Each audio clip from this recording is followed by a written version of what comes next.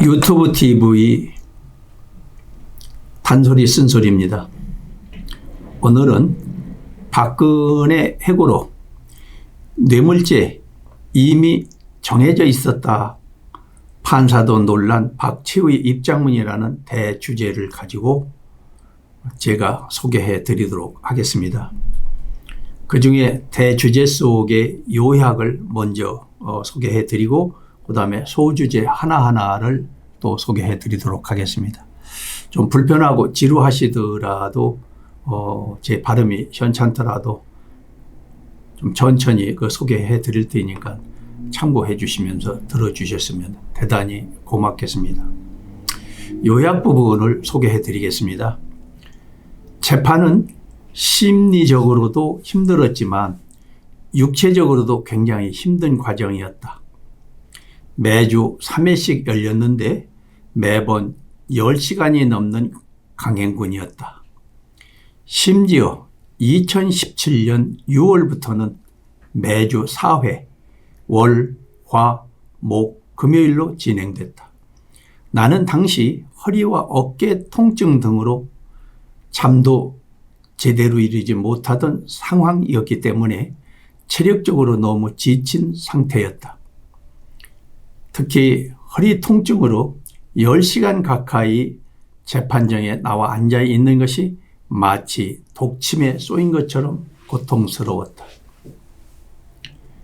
검찰이 나를 기소하면서 냈던 증거만 12만 쪽이 넘었는데 그중 대부분은 내가 보지도 듣지도 못한 문서들이었다.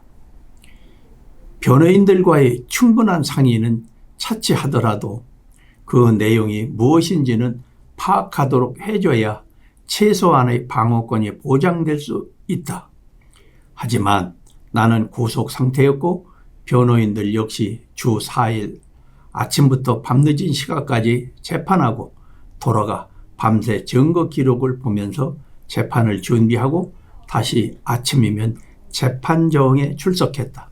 그것을 몇 달 동안 반복했다.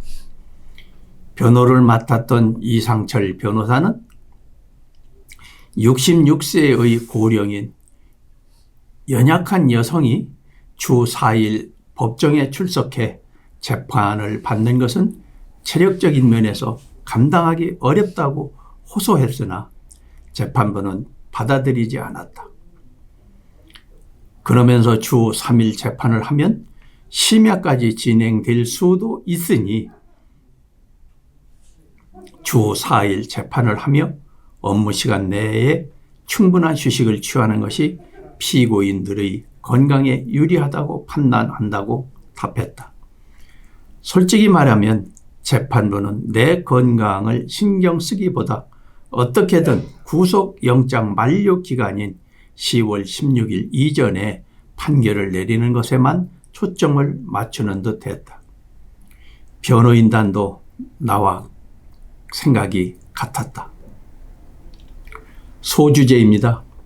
주 4일 재판 강행군, 심신 모두 무너졌다.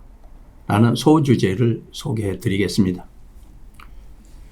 그러다가 6월 30일 오후 6시 30분경 나는 갑작스럽게 현기증이 온 데다 고질적인 허리 통증 때문에 너무나 힘들어서 도저히 앉아 있을 수 없다.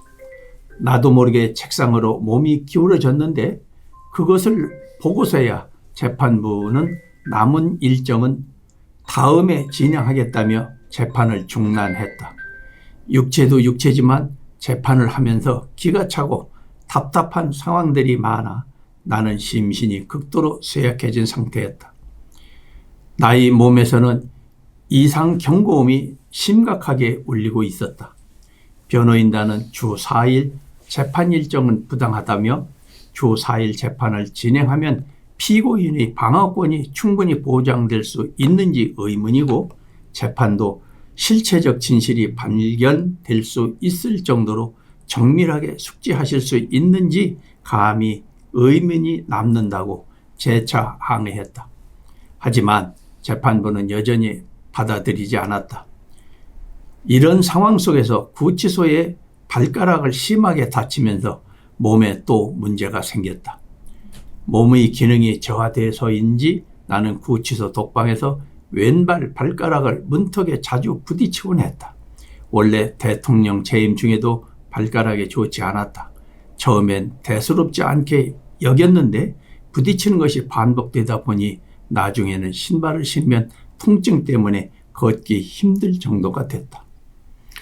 7월 10일에는 이재용 당시 삼성전자 부회장이 증인으로 출석했는데 발가락 문제 때문에 걷기 힘든 지경이어서 재판에 나갈 수 없었다.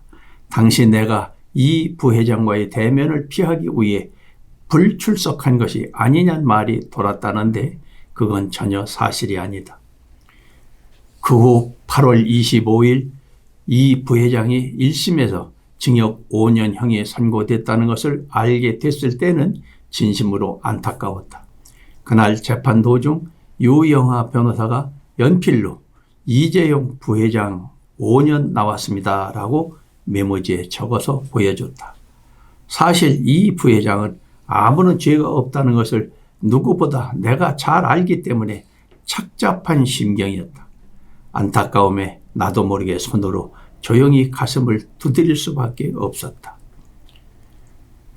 발가락 통증이 나아진 나는 7월 14일부터 다시 재판에 출석했다. 허리 통증은 여전했고 무릎과 어깨 등 몸 곳곳이 망가졌지만 재판 출석을 종용했다. 하지만 내가 좋지 않은 컨디션임에도 악착같이 재판에 나갔던 것은 이를 통해 적어도 사익을 추구했다는 뇌물죄 혐의만큼은 떳떳하다는 것을 증명하고 싶었기 때문이었다. 2016년 가을부터 국정조사와 특검 그리고 검찰에 이르기까지 국가기관이 가능한 모든 수사 역량을 동원했지만 내가 최서원 원장이나 그 어디로부터 단 1원도 취한 사실이 없다는 것이 명백하게 드러나고 있었다. 또한 내가 최 원장과 공모했거나 경제 공동체라는 증거도 나오지 않았다.